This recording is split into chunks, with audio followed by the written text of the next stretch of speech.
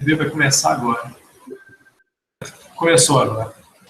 Bom, e o que eu vou apresentar hoje é como eu vou falar sobre, especificamente, né, de um diodo, né, que retifica correntes de spin, né. Eu vou mencionar aí o início, né, da descoberta, né, como começou, né, a questão do diodo de cargas, isso aí para os estudantes, e eu acho que é interessante, né, sempre recordar essas coisas. E antes de chegar no spin, né, no diodo retificador de corrente de spin, eu vou fazer uma série de apresentações de resultados, né, que nós obtivemos, tanto do ponto de vista de ciência de materiais como de fenômeno, que permitiram, né, a gente fazer essa proposta no final do diodo. Para que também não fique parecendo, né, que às vezes você vai ao laboratório e diz, olha, vou criar hoje um diodo de spin, ou uma bateria de spin, ou o que quer que seja, né? Mas para mostrar também para os alunos que isso vem sendo construído, né, há muitos anos, né? E é óbvio que isso faz parte da nossa proposta, né? E aí eu também quero chamar a atenção, né, de que o que eu estou falando hoje, ele pode ser encontrado em vários artigos, né? Esse aqui é o artigo que fala do diodo, né, retificador de corrente de spin, mas existem, né, trabalhos que foram feitos no material que gera a corrente de spin, que é o óxido de níquel, né? São vários trabalhos, né? E que a gente vem, de certa forma, revisitando problemas antigos, né? E aqui já fica uma dica, né, para os que estão começando, é que vale a pena, né, de vez em quando, olhar para problemas antigos por várias razões. Primeiro, porque há demandas atualmente de conhecimento desses materiais que não foram olhados, né, com os detalhes que se precisa agora. E segundo, que as técnicas elas estão muito mais aperfeiçoadas do que eram no passado, né?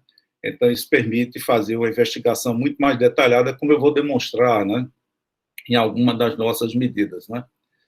E a motivação do trabalho, né, para vocês perceberem, entender aí, é que não adianta só fazer medida da temperatura ambiente, né? Isso não é suficiente para identificar quais são os mecanismos, né, responsáveis pelo transporte de energia, pela geração da corrente de spins, né? E para você distinguir entre modelos, né, é preciso variar a temperatura, é preciso aplicar campo magnético, campo elétrico, etc. Então, o que nós fizemos foi estudar, né, o que acontece com o efeito dependente do spin, o efeito da temperatura e campo, né, nesse antiferro magnético, que é o óxido de níquel, né? E aí olhamos que, pela mistura, né, de efeitos dependentes de corrente de spin e efeitos clássicos, né, é possível fazer propostas ou desenvolver dispositivos novos, né? E aí eu vou também comentar, né, de que sobre alguns trabalhos, né, porque de outros grupos, porque a espintrônica, né, ela só será de fato útil, né, se existirem esses dispositivos, né, como é o caso de baterias, como é o caso de diodo, né, como é o caso de transistores, né. Então se faz necessário o desenvolvimento desses dispositivos, né. Mas só para relembrar, o primeiro diodo de carga, né, ele foi proposto, foi descoberto, né, por outro Fernando, quer dizer, Ferdinando, né, e, na verdade, ele ganhou o prêmio Nobel, né, mas não pela descoberta do diodo, né, ele ajudou a desenvolver, né, o radar, comunicação, né, o telégrafo, né, usando, né, radiação, né. Ele foi uma pessoa muito criativa, né, e muito dedicada à aplicação, né, da física, né, de uma forma geral, né. Só para dar uma ideia, né, para vocês, ele foi ele que propôs, desenvolveu esse tubo de raios catódicos, né, que foi muito usado e ainda é usado em algumas aplicações, né, o osciloscópio, né, o telégrafo, né, sem fio, né, o primeiro diodo, né, semicondutor, e uma coisa que ainda é usada aqui são essas antenas que controlam a direção, né, da emissão da radiação, simplesmente ajustando as fases, né, entre fontes, né, que compõem a antena. Então, você pode, como esses radares, né, você pode ter um radar onde a radiação, né, ela é direcionada para ângulos distintos, mas a antena ela é fixa, né, ela não precisa ter uma parte móvel. Então, um cara muito criativo, né, e foi ele que propôs, né, o primeiro diodo. E para mostrar que nós já começamos com um diodo muito menor do que o primeiro diodo de carga, né, aqui está, por exemplo, né, o que é a junção, né, desse sulfeto de chumbo, que é um semicondutor, né, com metal, né, e essa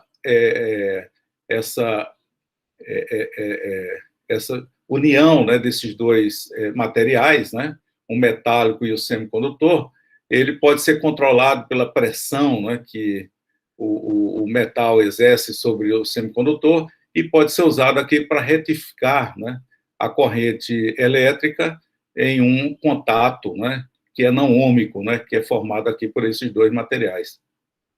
E para demonstrar, né, essa natureza, né, o que ele fez foi modular, né, uma frequência, né, de uma radiação aqui eletromagnética, modulou, né, com a voz, né, e aí, passando por uma junção como essa aqui, com sulfeto de chumbo, né, com galena, ele consegue, por exemplo, cortar, né, um dos ciclos da onda e depois, passando por um sistema de capacitor, você pode filtrar a alta frequência e aí reproduzir a voz, né?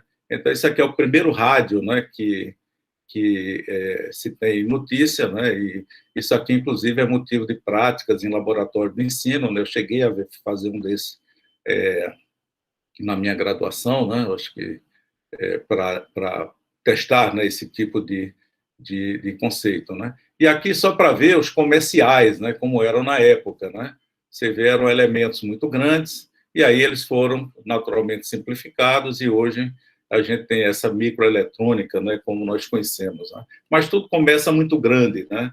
Então, de certa forma, o nosso diodo também vai acontecer assim. Existem vários grupos já, né, no mundo, buscando propostas, algumas teóricas como essa, outras já tentando o desenvolvimento de dispositivos para tornar a spintrônica, né, que é baseada em correntes de spins e não de carga, né, tornar ela útil, né, ou aplicável, né. Aqui, por exemplo, tem um grupo, né, que envolve pesquisadores, né, no Brasil, né, como em Minas, como no Rio Grande do Norte, né, em que existe a proposta, né, de um diodo perfeito, né, usando uma cadeia quântica, né. Na verdade, está aqui uma cadeia, né, em que eles percebem que é possível transmitir, né, ondas de spin numa direção e na outra, né, essa corrente de spin é bastante atenuada, se eles usam, por exemplo, uma cadeia formada por spins, né, em que você pode produzir uma corrente de spin com energia muito baixa, sem um gap, né, e usar outra parte dessa cadeia de spins com anisotropia, né, com energia, com gap, né, muito grande, de forma que a energia de alta energia, né, ela pode ser injetada na região de baixa energia, mas o contrário não é possível, porque se você injetar um magno com energia pequena, ele não vai conseguir se propagar, né? Já um magno com energia maior, ele pode quebrar, né? Ele pode produzir outros magnos com energia menor, e com isso você pode ter transmissão de corrente de spin no sentido e não no outro, né? E aí ele faz esse trabalho aí, né, observando aqui a razão, né, entre a anisotropia, né, e a integral de troca, né, que tem o gap, né, energia com gap e energia com gap igual a zero, e aí o que se observa é que quando você atinge, né, uma cadeia, né, com 8 spins, você tem aqui uma faixa de atenuação, né, vamos dizer assim, de 10 a 4. Né? Então, esse é um trabalho teórico, né, muito interessante, e que usa, né, uma cadeia quântica unidimensional para entender para aplicar, né, para fazer um diodo. Existe também, né, propostas, né, para a construção de baterias, né, de spin. Né?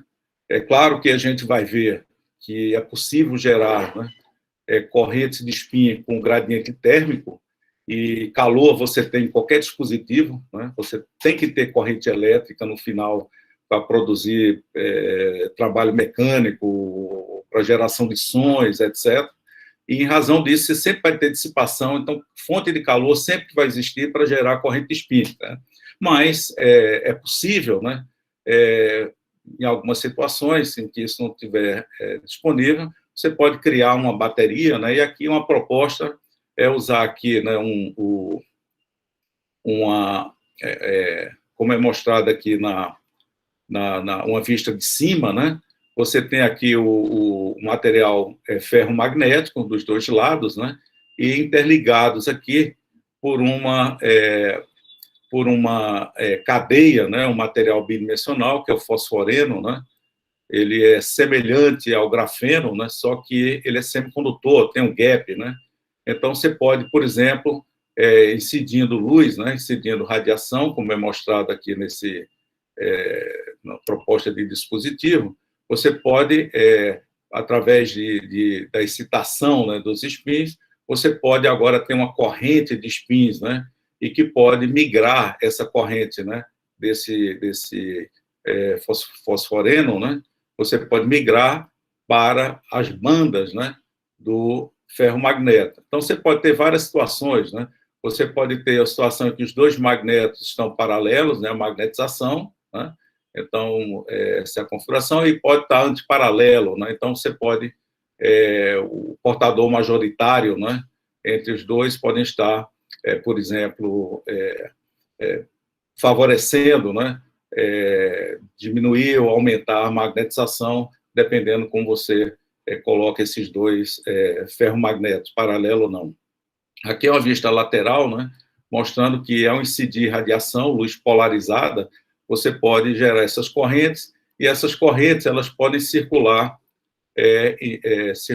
né, por dentro de um circuito que precisa de corrente de spin. Então, o spin é gerado, né, nessa fosforeno, e aí você tem, circula e volta de novo aqui para a bateria. Então, é possível fazer correntes de spins através de bateria, né, gerando esses spins através de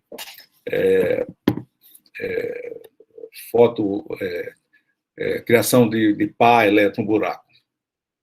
Bom, mas quando a gente fala em gerar corrente de spins, em aplicar gradiente de temperatura, que nós vamos usar no caso do diodo de spins, é sempre importante relembrar, né, que, como você tem metais, tem contatos, né, e as estruturas são formadas isolantes metais, a gente não pode esquecer que nós temos efeitos clássicos que vão estar presentes. Então, se nós aplicamos aqui um gradiente de temperatura, né, uma temperatura, aquecemos um lado da amostra e esfriamos o outro, a gente vê que vai haver transporte de calor, de energia, né, do lado mais quente para o lado mais frio, e isso aqui vai fazer com que haja, né, uma diferença de tensão, né, vai desenvolver uma voltagem ao longo desse metal, né, e que ele é proporcional ao gradiente de temperatura, ou seja, quanto maior o gradiente de temperatura, né, maior vai ser essa diferença de potencial. Esse efeito aqui, né, ele é chamado de efeito Nernst planar, né, e é claro que quanto maior o número de portadores aqui, mais calor vai ser transferido, e se existe uma resistência elétrica, né, É claro que isso vai dificultar a passagem dessas cargas, né? Então, esse sinal, né, essa tensão, ela é proporcional, naturalmente, ao número de cargas e também, né, à resistência elétrica. E se essa resistência elétrica varia com o campo, é claro que essa tensão também vai variar com o campo. E o que se observa é que esse coeficiente que define aqui o efeito Nash planar, ele é dado, né, numa expressão muito semelhante, né, ao que é chamado de efeito Hall planar, né, ou magnetorresistência anisotrópica, né? E, de fato, você pode medir tanto esse coeficiente alfa, né, em um metal, né, por exemplo, num metal ferromagnético, e aí você vê que existe, né, uma dependência com o campo, né, que é semelhante, né, à dependência com o campo da resistência planar, né, ou anisotrópica, como é conhecida. Então, se faz dispositivos muito elaborados, né, como esse aqui, né, uma liga de níquel e ferro, aonde você pode ter que essas barrinhas, né, serem usadas para medir tanto o efeito Nash planar, como você pode usar, né, uma outra para medir simultaneamente, né, como foi feito aqui, o efeito de magnetorresistência anisotrópica, né? No caso, quando você quer aplicar o gradiente de temperatura, você tem aqui aquecedores que são colocados na extremidade desse filme, sem haver contato elétrico, mas aonde você quer medir a tensão, você tem aqui os contatos elétricos que permitem, né, essa medida. Claro que você pode, como é mostrado aqui também, fazer de outras maneiras, e é interessante que a gente observe, né, essa forma típica aqui, tanto da resistência, né, da resistência planar, né, quanto do efeito Nast, né? Então, tem muitos trabalhos na literatura, né, é feito aqui em função do ângulo. Veja que no caso aqui do efeito Nast, né, o máximo aqui acontece em 45 graus, como são 2 vezes θ, né, isso aqui dá 90 graus, e o seno de 90 é 1, ela é máxima, né? Quando você olha puramente a resistência elétrica, né, então ela não varia, né, com a magnetorresistência, ela não varia com 2θ, né, e aí, consequentemente, você tem aqui uma dependência que é diferente, e dá para mostrar que, de fato, isso é magnetorresistência anisotrópica, e o efeito Nast está associado com esse efeito. Agora, eu gosto de lembrar, né, que a spintrônica, né, que tem a ver com corrente de spins, ela não requer necessariamente que o material seja magnético, né? De fato, né, existem propostas, como mostrado aqui, que você pode gerar corrente de spins, né, em semicondutores, porque o que você precisa, né, é separar, né, os momentos magnéticos, digamos assim, para cima e para baixo, o up ou down, né, como queira, da corrente de cargas, né? Então, se você passa aqui uma corrente de cargas, né, e isso acontece em qualquer metal, né? Por exemplo, quando você quer medir a corrente de spins, né, você tem que transformar essa corrente de spins em carga, né? Só que é o processo inverso. Aqui, por exemplo, você tem uma corrente de cargas e, pelo mecanismo de Mott, né, esses spins, né, quando ele, por exemplo, por efeito aqui de spin-órbita, né, quando ele interage aqui com o átomo, né, tem esse acoplamento forte, né, então o spin, por exemplo, para baixo vai numa direção e o spin up vai na outra, né, então você separa nos lados, né, da amostra, você consegue separar ou ter mais spins, né, para cima, no outro mais spins para baixo, e isso você detecta, por exemplo, usando efeito Faraday, né, pela rotação da polarização da luz quando atravessa nessa amostra, então você pode variar de um lado para o outro, e aí você vai vendo, medindo o ângulo, né, e também você pode, por efeito Kerr, né, que é pela reflexão aqui da luz, você também pode mapear a distribuição de magnetização ou de spins, né, ao longo da amostra. Então, na verdade, a spintrônica, ela se baseia em correntes de spins, né?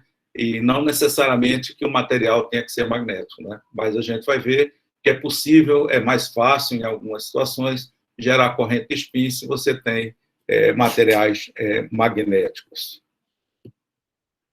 E que materiais magnéticos são esses que se utilizam, né? Você tem tanto ferromagnético, né? Materiais ferromagnéticos, antiferromagnético, ferrimagnético, o IEG, por exemplo, que é amplamente estudado, está nessa classe. O material que nós usamos aqui no desenvolvimento do diodo de spins é um antiferromagnético, mas eu vou mostrar que a espintrônica também pode ser usada para caracterizar outros materiais, como o spin glass, né? E eu vou mostrar aqui agora alguns exemplos. E como é que você pode gerar corrente de spins? Bom, se tiver aqui uma junção de um material magnético, né, ferromagnético, por exemplo, e um material não magnético, né, você pode, aplicando, né, um campo magnético, a magnetização vai precessionar em torno desse campo. Aqui a gente está olhando de cima, né, esse cone de precessão da magnetização, e aí ele injeta, né, induz, né, momentos magnéticos no material não magnético, e isso aqui decai porque os elétrons, né, que estão, né, o momento magnético, estão transportando nesse momento magnético, sofrem espalhamentos, né, e com isso há uma atenuação. Mas se você tem um filme muito fino, né, você vai, do outro lado, digamos assim, na outra superfície, você vai conseguir ver, vai poder detectar essa corrente de spins, né? E aí você tem a corrente de spin, ela tem um parâmetro muito importante, que é essa condutância, né, de spins, e é proporcional aqui à taxa de variação, né, da magnetização e do valor da magnetização. Com isso, você pode gerar corrente de spins por esse mecanismo de precessão, né, o bombeamento, né, ou ressonância ferromagnética. Só para dar um exemplo da importância, né, da corrente de spins e da espintrônica para estudar materiais magnéticos, aqui está um exemplo, né, em que você tem um sistema de camadas, né, tem um substrato, e aí você tem um filme aqui que é vidro de spins, né, e todos lembram que o vidro de spin ele é caracterizado de tal forma que ele não tem uma magnetização líquida, né, se você esfria na ausência de campo, e aí ele congela, né? Então, você tem os spins congelados, né, de uma forma aleatória, porém, a correlação entre os spins é não nula, né, de spins vizinhos, ela é não nula, e ela tem uma dinâmica própria, né? Esses spins, eles têm um processo de relaxação que é típico dessa fase. E aí você pode, colocando aqui um permalloy, né, que é um material magnético, aqui tem um separador, né, de cobre, e aí você pode, por exemplo, gerar corrente de spins, né, que injeta dentro do vidro de spin, e ver como é que essa corrente de spins ela interage, né, ou afeta também as propriedades do vidro de spin. Então, é possível fazer ressonância,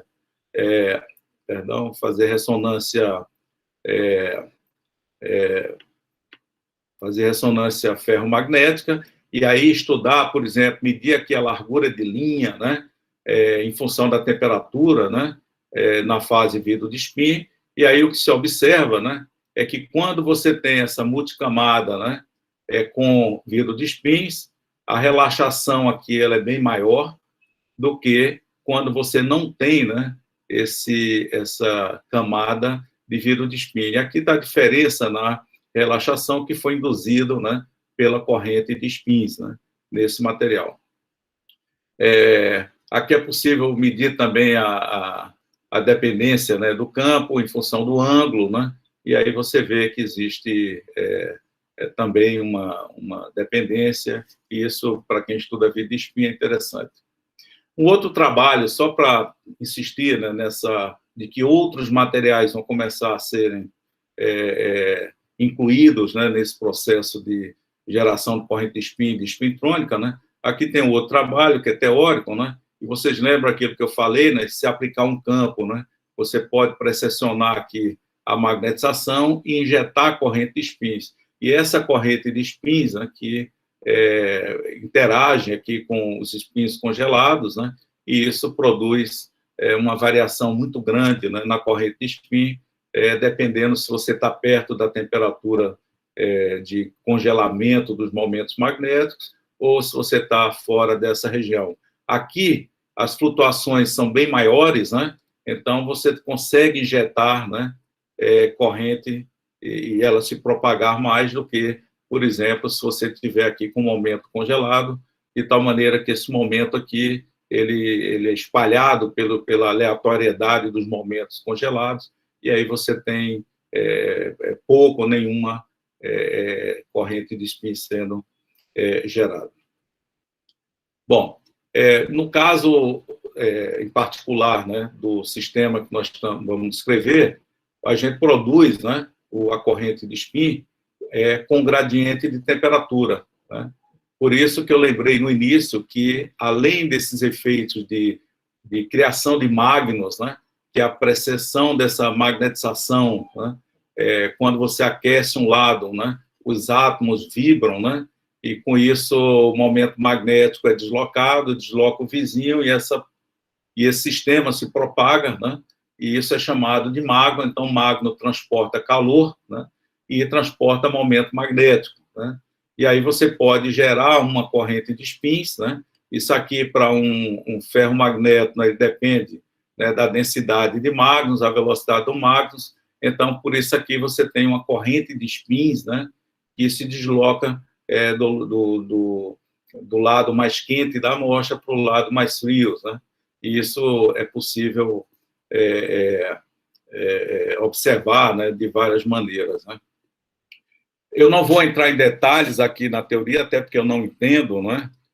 Quem me conhece, sou bastante bem um experimental, né, mais dedicado, mas no grupo lá nós temos pessoas que, como o Sérgio, né, como o próprio Roberto, né, Soares, que tem trabalhado bastante, né, com esses modelos, mas às vezes até para os mais novos também, né, eu acho que é interessante a gente observar que mesmo quando você tem, né, equações assim tão complexas, né, para descrever, né, o fluxo de corrente de spin, nesse caso aqui é para um antiferro, né? Então, o antiferro, como ele tem duas magnetizações em duas subredes distintas, né, cada das subredes ela precessiona, né, com um ângulo diferente, as energias dos magnos são diferentes quando você aplica um campo, e aí você tem uma corrente de spins que depende desses dois modos, né?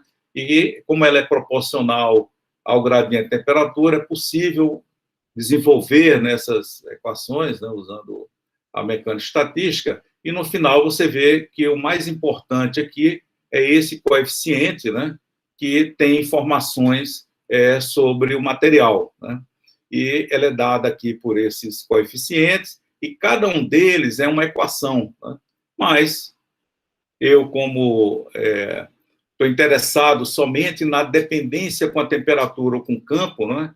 Então, nós observamos que é possível olhar para cada uma daquelas integrais e extrair somente a dependência com a temperatura desses termos. E aí, quando nós fazemos isso e juntamos de novo nesse coeficiente que dá proporcionalidade entre a corrente de spin e o gradiente, a gente vê que esse coeficiente ele tem um termo constante, um termo T ao cubo e um termo com a temperatura sexta.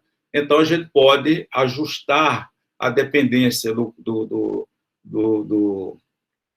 coeficiente ou do efeito de spin Seebeck, né, com essa expressão e ver se, de fato, esse modelo, né, ele é apropriado para descrever. Bom, e qual é o sistema que nós usamos, né, para testar esse modelo, né? Primeiro, né, é importante observar, né, que o material magnético que nós vamos estar aplicando aqui, um gradiente de temperatura, é o óxido de níquel, né? Então, é um antiferro magneto que se enquadra naquele modelo que eu acabei de descrever. Ele é feito num substrato de silício, né, e a superfície aqui oxidada, é um isolante, né? E aí tem uma camada aqui de tântalo, né, que permite crescer o permalói, né, com características de baixa coercividade, etc. E em cima dele o óxido de níquel. E no topo aqui do óxido de níquel, né, nós temos um filme de platina que é usado para converter essa corrente de spins que é gerada no óxido de níquel em correntes de carga na platina, né? Essa é a maneira de se medir, porque a gente pode medir a diferença de potencial na platina e que ela é proporcional à corrente de spins. Se não tem corrente de spins, não vai ser gerado corrente de carga, mas quando você tem corrente de spins, ou seja, tem um gradiente, você vai ter aqui uma diferença de potencial. E aí tem um campo magnético aplicado, né? Aqui está no plano, que é perpendicular, né, ao gradiente de temperatura, e é perpendicular essa corrente de carga. Essa é uma das características da conversão do spin Hall, do inverso, né, do spin Hall, do efeito spin Hall inverso, né? E aí essas camadas, né, tem aqui as dimensões, eu acho que elas no momento não são relevantes, mas a temperatura de Néel de centro de ferro é 525 Kelvin, é bem acima da temperatura ambiente, por isso ele é um material que é pensado aí para aplicações, né, em dispositivos, né? Mas tem um problema aqui, que é essa anisotropia planar, que eu vou falar daqui a pouco para vocês. Então, veja, para que a gente entenda bem, né, a corrente de spin, né, entenda bem o que está acontecendo, né, com o efeito de spin-back, a gente precisa entender bem esse óxido de níquel. E ele não é nada trivial, né? É um antiferro já estudado há muitos anos, né, mas que se sabe pouco, né, sobre esse material.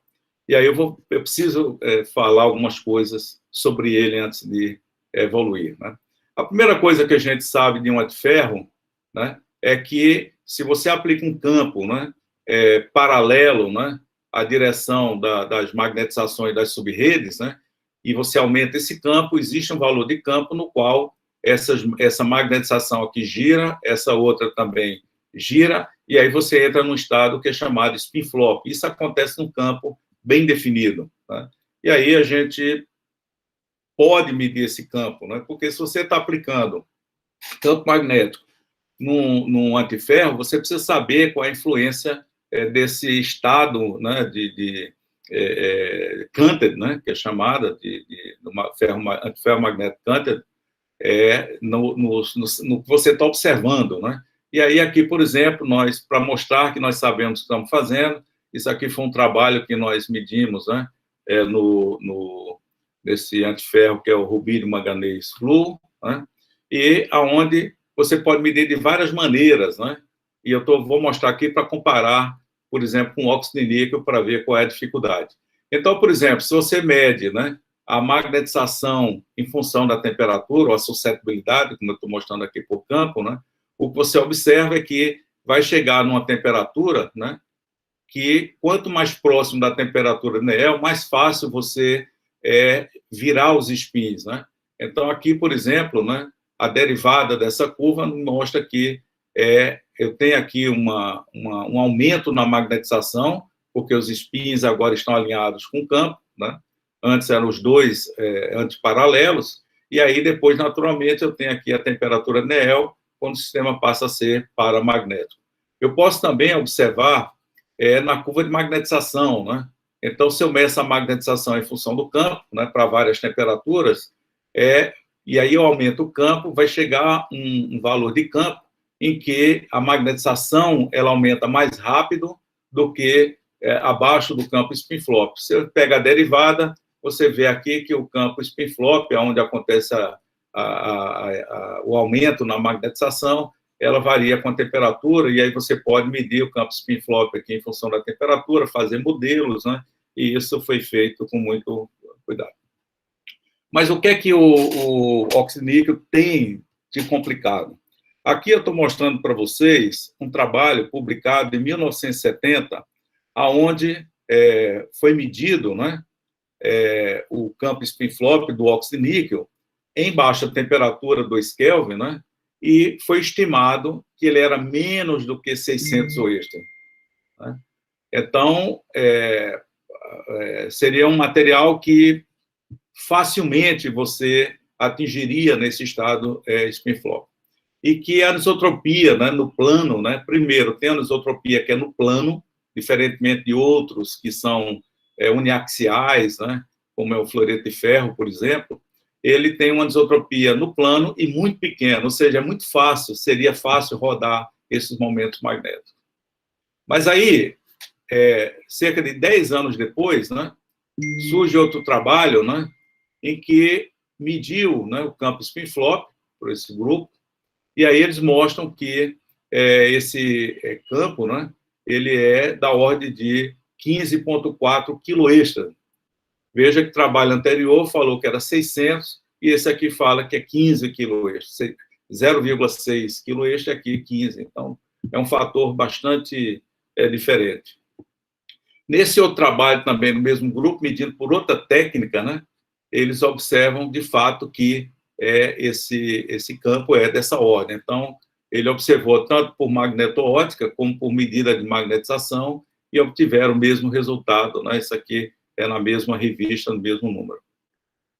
Mas aí, décadas depois, né, um grupo muito bom, né, tem o Hoffman, né, tem o Noguês, tem a turma muito boa aqui, eles mediram novamente, né, usando campo pulsado, né, e determinaram, né, estimaram, né, que o campo spin-flop teria cerca de 90 quiloextras, né? Então, veja, tem 60, tem 15, 45, 90, né? Então, você vê que é um problema que está sempre sendo visitado, né? E que está produzindo resultados muito diferentes uns dos outros, né? Então, nós resolvemos, né, fazer essa medida. O Sérgio calculou, né, esse o campo spin-flop, e aí disse, olha, vamos ver se a gente consegue testar o modelo, né, para ver se o modelo que ele tinha feito, né, estava correto. E aí, qual é a complicação desse óxido de níquel, né, que é difícil medir até uma propriedade tão elementar como o campo spin-flop? Se vocês olharem aqui, né, primeiro, né, esse triângulo verde aqui, ele é perpendicular a uma das diagonais aqui desse cubo, né, que é a estrutura do óxido de níquel, e o que acontece é que, primeiro, a anisotropia é planar, e aqui nesse plano, essas três direções são equivalentes. Então, você pode formar facilmente, né, domínios, né, nessas três direções em apenas um plano. Como você tem 4 diagonais distintas, em cada uma das 4 diagonais você vai ter planos assim. Então, esses planos aqui são chamados vão formar domínios do tipo S, né, que é chamado no plano, né, e com energia muito baixa, né, de anisotropia, né, um campo de anisotropia muito baixo. Agora, você vai ter também direções e domínios que são perpendiculares a essas direções, que são chamados os transversais. Então, as 4 direções da diagonal geram 4 tipos de domínio transversal, perpendicular. E as 3 direções equivalentes aqui no plano geram os domínios no plano chamado de S. Então, 4 vezes 3, você já tem 12, né, direções equivalentes. E se você considerar que tanto como não é uniaxial, né, tanto você colocar para a direita, para a esquerda, você pode chegar facilmente a 24, a degenerescência, né, dos momentos, dos domínios, né? Mas ainda há um agravante, né, que é muito difícil, né, você remover um domínio antiferromagnético. Porque no domínio antiferromagnético, você tem tantos domínios, né? Tanto momento magnético numa direção, como numa direção oposta.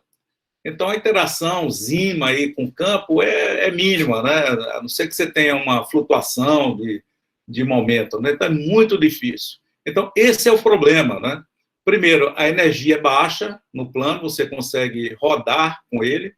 E segundo, para você medir o campo spin-flop, você precisa estar com o campo alinhado aos spins, aos momentos magnéticos, a magnetização das subredes.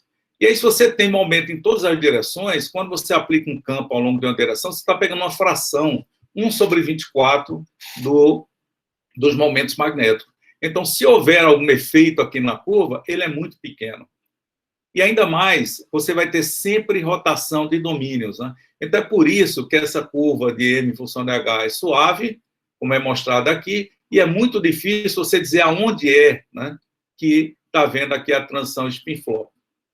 Para isso, né, então, nós, observando os dados, né, nós verificamos que, se a gente olha não para a magnetização, mas para o desvio médio quadrático dessa magnetização, a gente observou que em baixa temperatura, né, o desvio médio é pequeno, mas chegava num certo valor de campo, né, que essa flutuação aumentava.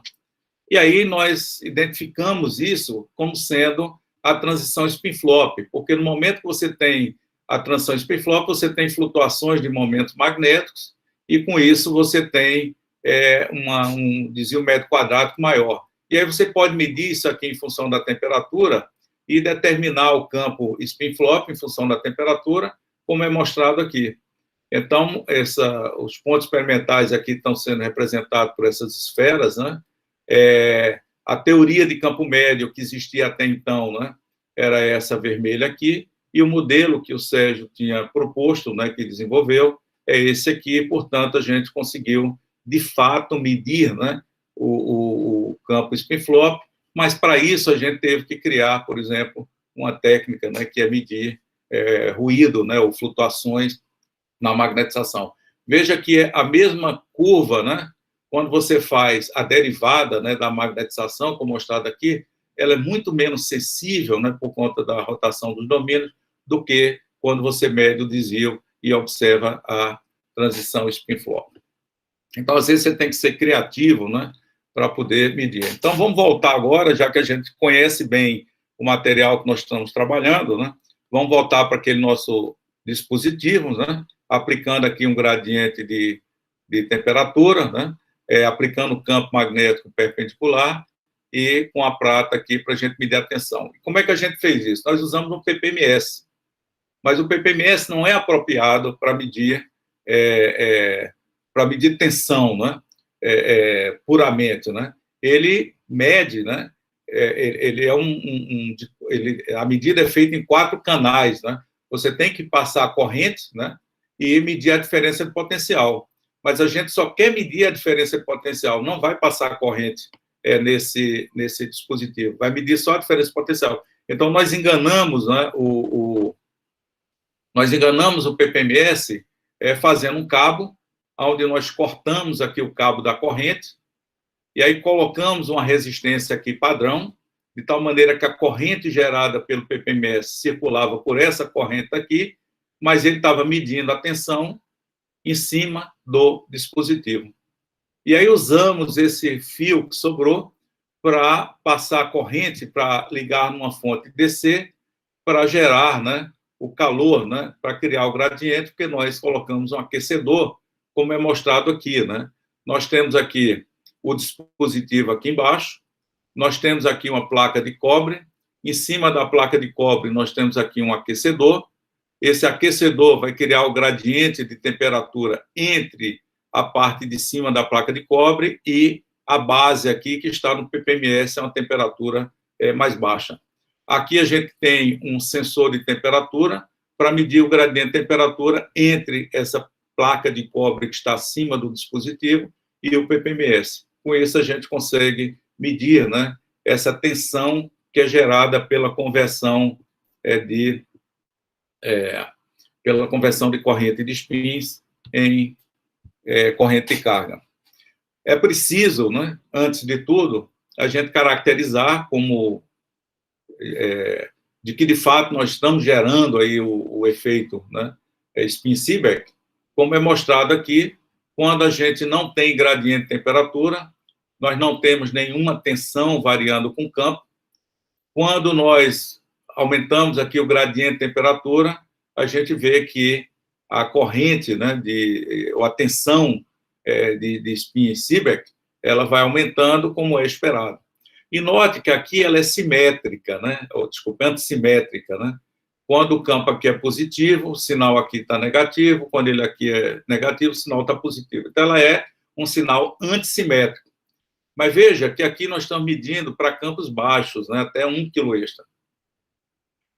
Também para mostrar que o nosso óxido de níquel, né, que foi crescido, ele é um antiferromagneto, foi medida, né, a magnetização de um filme de permalói, colocado, né, sobre, né, o óxido de níquel, e aí a gente observa que essa magnetização está deslocada, de tal maneira que existe o exchange bias, e se existe exchange bias é porque o óxido de níquel, que foi crescido, ele é antiferromagnético. E a amplitude aqui do sinal é proporcional ao gradiente, como a gente espera, né? A corrente, né, de spin, ela é proporcional ao gradiente, e essa constante proporcionalidade é aquela que o modelo, né, calcula, etc. Isso aqui foi feito à temperatura ambiente, né, e foi somada a essa temperatura esses gradientes. Bom, claro que se você tira, né, o permalói daqui, né, que estava sobre o óxido de níquel, né, isso aqui é platina, né, como está aqui, né, então a gente fez uma amostra que não tem, né, permalói, e a amostra que tem o permalói, né, para crescer em cima dele o óxido de níquel. E aí percebemos que é fundamental, né, que se tenha esse permalói, né, na base do óxido de níquel, porque é ele que garante que nós não vamos ter domínio, ou o número de domínios vai ser minimizado. Por exemplo, se você mede a magnetização, né, em função aqui do campo, sem o permalói, você vê que não há o exchange bias, né, e, portanto, o óxido de níquel ele está na concentração de multidomínios. Enquanto que você, com o permalói, você vê que tem aqui o exchange bias, né? E, naturalmente, se você, nessa amostra que não tem o permalói, se você aplica um gradiente, você não vê aqui efeito Seebeck. E aqui, claro, né, se você agora coloca o permalói, né, você tem aqui o efeito Seebeck. Como eu falei no início, né, a gente tem que ter cuidado, né, porque não gera, quando você tem gradiente de temperatura, você não gera só corrente de spin, existem os efeitos clássicos, né? Então, para nossa surpresa, né, o que nós medimos, né, foi essa curva aqui em azul, né, a tensão em campos altos, né? Veja que se eu ficar aqui em torno de 1 kV, eu vou ter aquele step, né, aquele degrau, né, que eu mostrei antes. Mas se você aumenta o campo, é claro que a magnetização do antiferro vai continuar crescendo com o campo e você espera, né, que o efeito Seebeck também ele seja proporcional, né, digamos, à magnetização. Porém, na região de campos aplicado aqui nesse caso negativo, a gente viu que o sinal não era diferente do sinal sem gradiente de temperatura. É como que só havia corrente de spins, né, para campos aplicados aqui positivamente. Então, como eu esperava, né, ou como esperávamos, né, que esse sinal fosse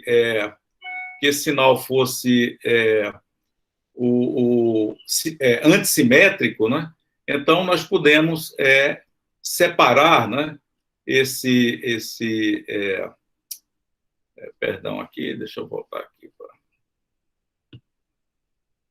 Nós conseguimos separar, né, esse sinal, né, experimental em duas componentes, né?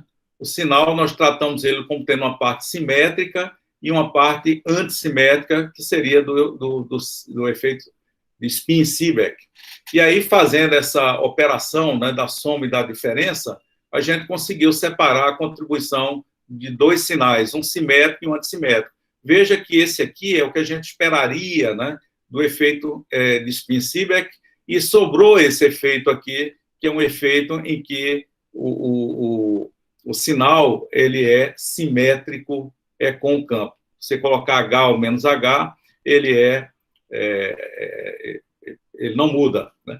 E esse tipo de sinal é como a gente já tinha mostrado lá no início, né?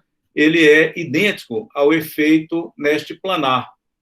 Então, a platina, né, ele está gerando, né, um efeito que é simétrico, devido ao efeito Nast planar, enquanto que o óxido de níquel gera corrente de spins e ele é antissimétrico. E, por coincidência, esses dois efeitos, quando se somam, eles se cancelam nessa região de campo negativo. Mas aí a gente pôde, então, fazer medidas, né, da amplitude aqui do efeito em função do campo e em função da temperatura e testar o modelo. Mas só para mostrar, né, outros trabalhos, né, o efeito Seebeck de spin já tinha sido medido no fluoreto de manganês, né? Aqui eles só mostram para uma faixa de campo positiva, eu não entendi por quê, talvez tenha havido alguma assimetria e eles preferiram mostrar somente essa região de campo, né? Mas o que eles observaram é que no caso do fluoreto de manganês, que tem uma anisotropia mais baixa, né, eles conseguem ver, por exemplo, aqui o campo spin-flop, né, aquele aumento na magnetização, e aí daí também eles tiram a dependência do campo spin-flop mas eles não observaram para campos negativos, então não observaram, por exemplo, a presença do efeito planar.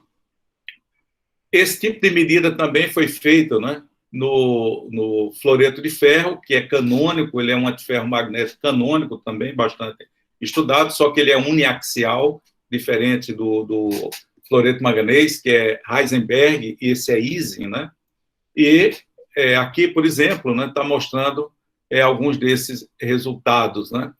É curioso, né, que no caso deles, eles também veem, né, que o experimental era assimétrico e eles separaram, né, mostrando que tinha uma componente que é simétrica somada à componente antissimétrica e que explicava esse tipo de efeito. E aí eles mostram, né, que, de fato, né, você tem dois modos, né, de uma associada a cada uma das sub-redes, né, e é isso que faz com que você tenha dois modos propagando, né, calor, né? Por exemplo, aqui tem a precessão, digamos assim, no momento magnético, né? E aí você aplica um gradiente aqui de temperatura, você injeta, né, a corrente spin, que transforma em corrente de carga, mas, de novo, né, isso aqui é uma indicação de que existe, sim, efeito presente. E o curioso aqui, eu chamo a atenção, né, é que eles dizem que esse tipo de background, né, eles não identificaram aí como sendo, eles dizem que ele é inevitável, né, e foi observado em outras amostras controle, né. Então, isso tem a ver com a platina, né, e com gradientes de temperatura que aparecem nesses materiais. Deixa eu só tentar descobrir aqui como é que está meu tempo. Ixi, Maria. Está meio... Tenho que dar uma corridazinha, né? E aí, como eu falei, né, nós medimos, né, o efeito, né, Seebeck, e aí podemos medir aqui a amplitude e fazer o ajuste do modelo, né, e mostramos que, de fato, esse modelo que o Sérgio e o Roberto, etc., tinham desenvolvido, ele é apropriado, né, para descrever o efeito Seebeck. E aí chegamos no diodo de spin, né? Tudo isso, né, foi para chegar nesse estágio. Então, o que é o diodo de spin, né? Bom, vocês lembram, né, que quando a gente olha, né, uma curva de tensão na corrente, normalmente ela é mostrada corrente e tensão, né? Mas vamos olhar aqui essa curva na forma a tensão em cima de um diodo e a corrente que você cria, né, ou gera nesse diodo. Quando você tem uma tensão em polaridade oposta, né, você não tem corrente no diodo. Então, é por isso que ele é usado para retificar sinais. Quando nós olhamos para esse resultado aqui, nós notamos a mesma coisa. Se olhar para cá e considerar que isso aqui é o zero de corrente de spin, e esse aqui onde tem corrente de spin, eu posso fazer o gráfico no inverso dessa tensão e ela vai ficar exatamente assim, ó, como está mostrado aqui. Aqui é o dado experimental e aqui é digamos assim, uma representação gráfica, né? Então, eles são muito parecidos. Então, foi daí que a gente pensou na possibilidade de retificar uma corrente de spin usando esse tipo de efeito, que é a superposição do efeito clássico. E eureka, né? Deu certo, né? E aí ficamos muito felizes aí, né? Como bonequinho pulando. E está aqui a demonstração do diodo, né? Se nós aplicarmos um campo alternado, né? Um campo alternado, a gente vai ver que quando o campo é positivo, eu tenho um sinal não nulo. Quando o campo é negativo, eu tenho um sinal nulo. Isso aqui representa a região de nulo, né? E a região aqui do sinal. Então, ele é muito sensível à temperatura, como eu mostrei antes com o modelo do Sérgio, mas é possível, né, fazer, né, medidas, né, em função da temperatura, inclusive, e mostrando que você só detecta a amplitude, né, como é mostrado aqui, ó, um campo alternado AC, e aqui a amplitude da corrente de spin. Então, ele corta, né, ele não permite, né, essa propagação. Claro que aqui eu estou modulando a corrente com campo, mas é possível modular a corrente com gradiente de temperatura. Alguns grupos fazem isso. Então, independentemente da forma da modulação da corrente de spin, você pode retificar, né, essa corrente de spin, e por isso que nós chamamos de um diodo retificador de corrente de spin. Então, as conclusões que nós tiramos, né, desse trabalho, ou desses trabalhos, né, é que esse antiferro magnético auxiliar ele é muito bom, né, para gerar corrente de spin, né? A gente pode, né, separar aquela parte que alguns autores, inclusive, diz que não que é inevitável, né, que ele apareça, né? Testamos o modelo de magnônica, né, que foi muito bom para antiferromagnéticos, né? E aí nós podemos, né, fazer, combinando esses dois efeitos, né, o que pareceria um problema sério, né, ele passou a ser, então, uma proposta real, concreta, né, do desenvolvimento de um diodo de spin.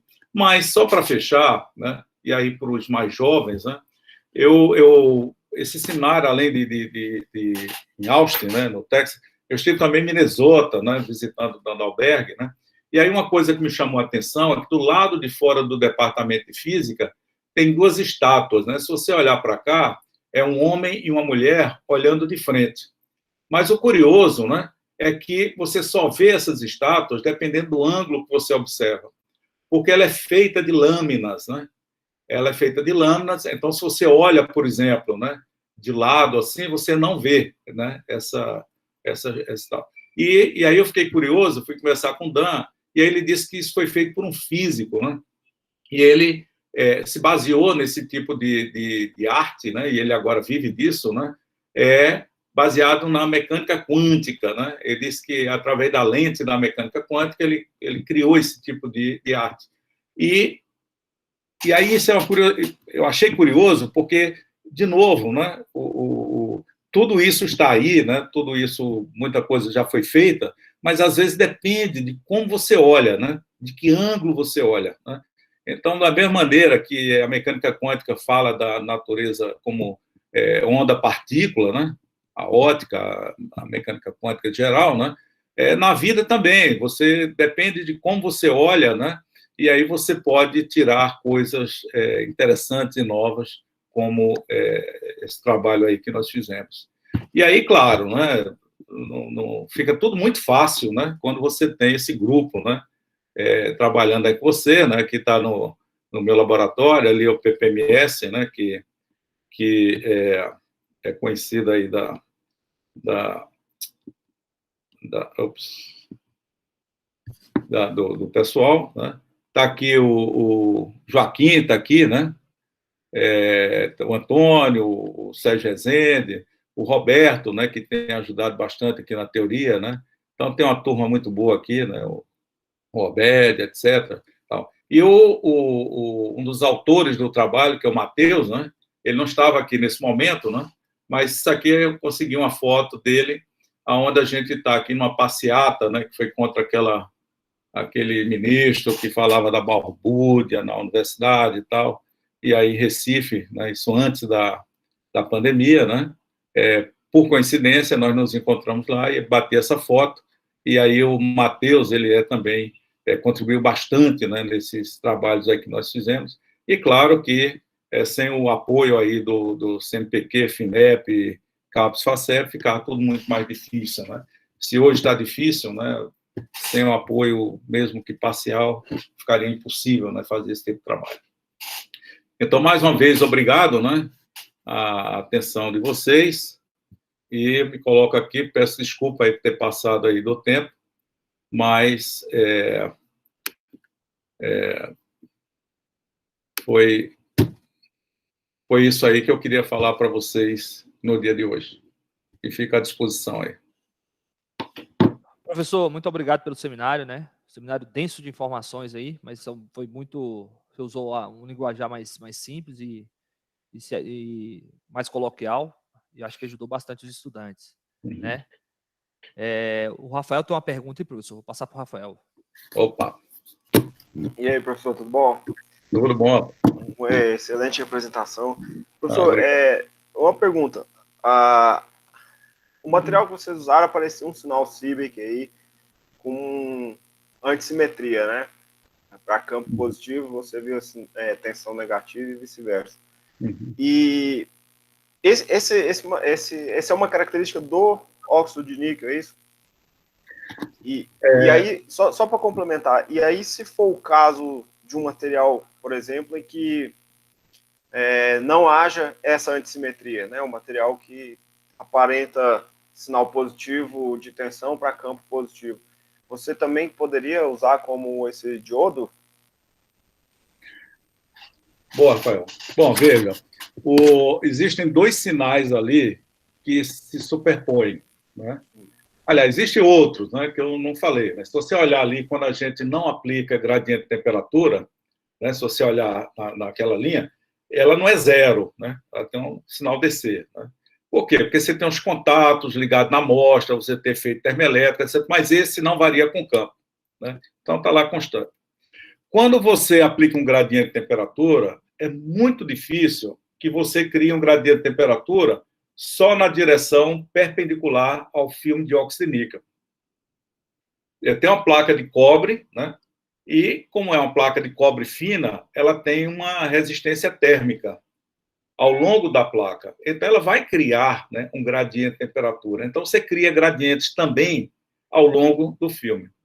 Então, se você tem esse gradiente de temperatura, e sempre existe em todos os trabalhos, um menor, outro maior, você vai ter o efeito Nernst planar, certo? Esse é simétrico, esse é simétrico. Se não existisse esse efeito, né, você só veria aquela dependência antissimétrica, que é característica, né, do efeito Seebeck de spin. Agora, há uma coincidência aí, é que o tamanho do sinal, que é antissimétrico, né, no valor para campos negativos, ele é exatamente igual ao Nernst planar da platina para aquela configuração. Aí é que eles se cancelam. Então, todo antiferro magneto, né, que gere corrente de spin, vai dar sempre aquele sinal, sempre deu aquele sinal antissimétrico com campo. Por quê? Porque a tensão ela é proporcional ao produto escalar, né, da magnetização, né, com o fluxo de calor, né, com a direção do fluxo. Então, se você inverte o campo, você inverte o fluxo de corrente e inverte o sinal. É por isso que você tem ele tem que ser simétrico, né? Porque quando você inverte a direção do campo, você inverte a direção do fluxo, né? De carga, né?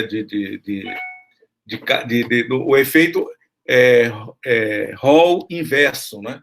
Quando você inverte o campo, você inverte o sinal da tensão. Ok? Então, eu diria que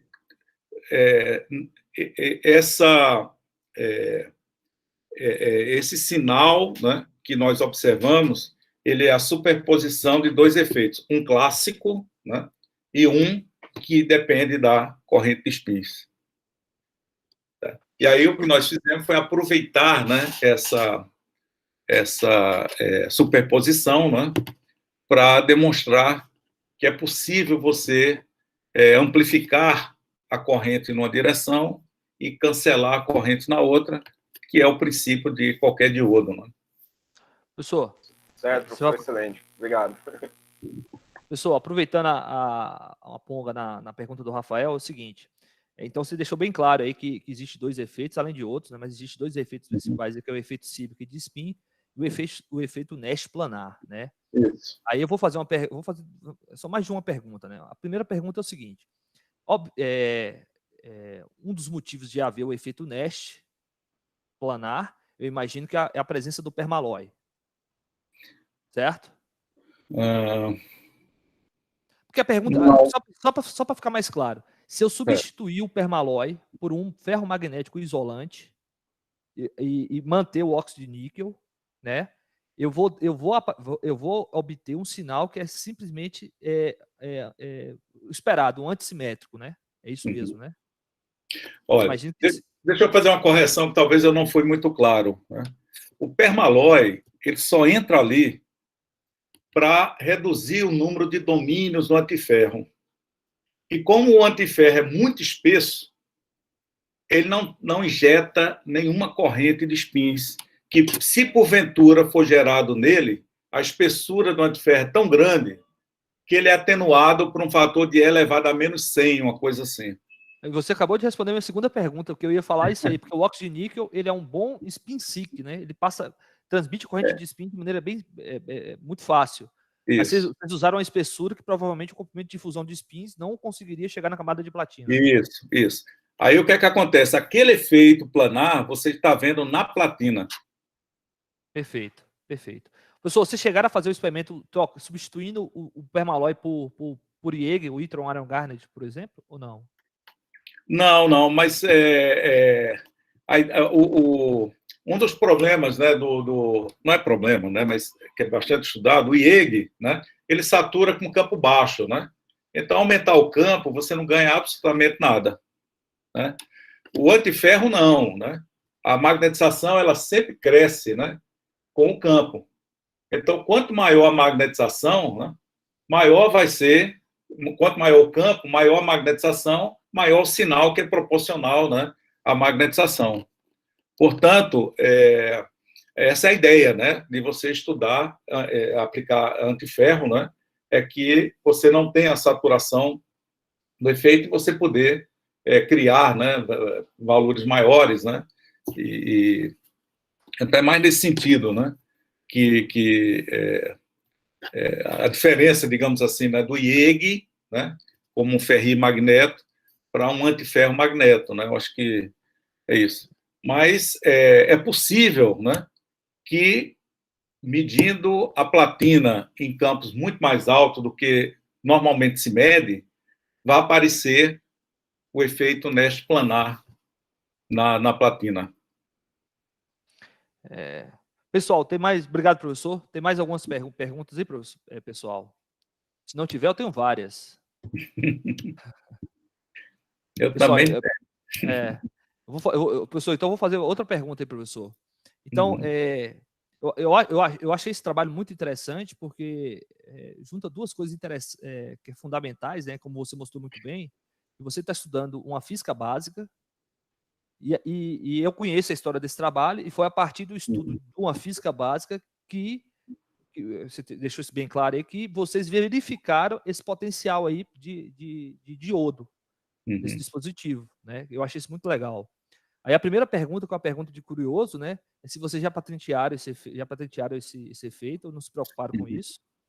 E a segunda pergunta é o seguinte: outra coisa que chama muita atenção no trabalho é o fato de vocês terem usado um antiferro magnético, que é um material que hoje que atrai muita atenção das pessoas, né? Quando precisar de campos externos e etc., para fazer spintrônica. E, além disso, tem vários grupos no mundo procurando materiais antiferromagnéticos que tenham propriedades assim não convencionais. Por exemplo, fases topológicas, né, que eles chamam de isolantes topológicos de ordem superior, né?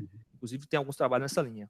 Então, aí a pergunta nesse sentido é o seguinte: se vocês testaram outros materiais antiferromagnéticos, né, por exemplo, irídio manganês ou algum outro material que não, poderia dar esse sinal? Bom, começando aí com a patente, né, nós chegamos a falar sobre isso, né?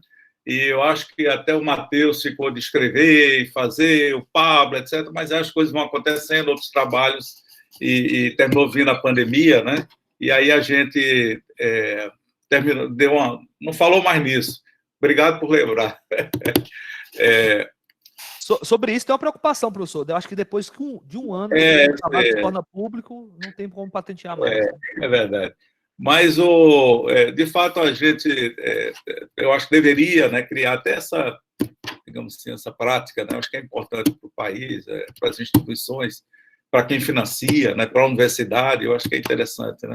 Mas, de fato, nós falamos, mas depois o Matheus foi para Natal, e aí vem pandemia, etc., a gente terminou não falando mais, né?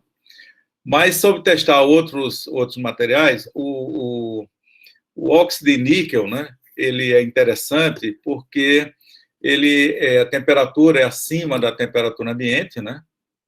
Por exemplo, os dois outros que foram feitos, o fluoreto de manganês é perto de 60 ou 68, se a memória não me falha, o fluoreto de ferro é um pouquinho mais alto, mas também em torno de 70, né, 70 e poucos Kelvin, né? Então, do ponto de vista de aplicação, às vezes você perde um pouco, né? Então, é claro que você quer combinar as duas coisas, né? Que é ciência básica, né? E também uma área como essa, né? Ela é muito motivada pela aplicação, o desenvolvimento de uma nova eletrônica, né? Digamos assim, baseada em spin. Mas, não, depois disso, nós não fizemos mais nada ainda, né? Em cima dessa linha, né, para fazer, né? Mas, de novo, né, foi questão de que tudo parou em março, né? Então, eu particularmente tenho minhas comorbidades, né, como a gente diz, e estou me cuidando o máximo que eu posso.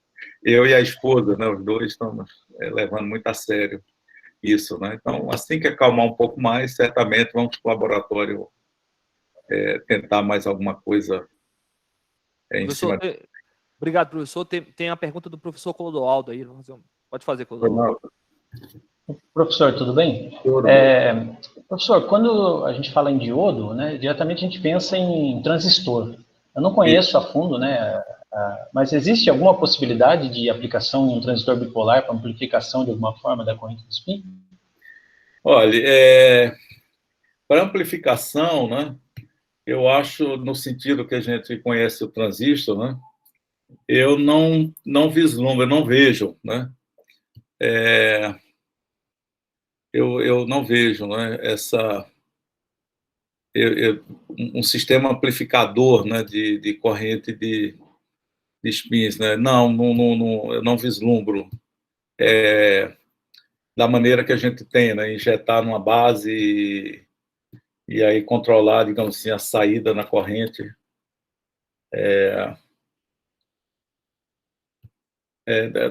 Não, eu particularmente não vislumbro com usar, por exemplo, duas junções dessa, né, para fazer uma amplificação, né?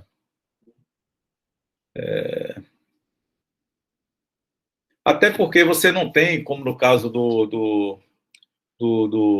da junção propriamente dita, né, um gap, né, um campo elétrico, né, que você, no diodo convencional, você tem, né, no caso da polarização, né?